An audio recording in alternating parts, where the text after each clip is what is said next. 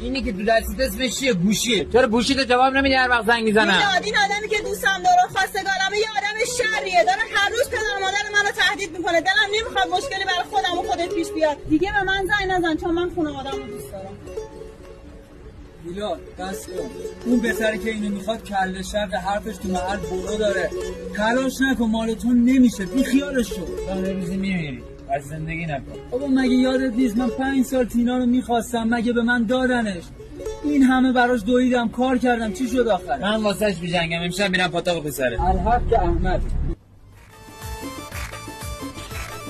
بنده من چی میگن توی؟ حالا بالا حرفتو بزن. ببین دست از سر عشق من بردار. اون یا مال منه یا مال خواهی. اگه خط بکشیم خط قرمز دیگه خلاف نکم به اعداد و هرگز. اگه خط بکشیم دون خلاف اگه شب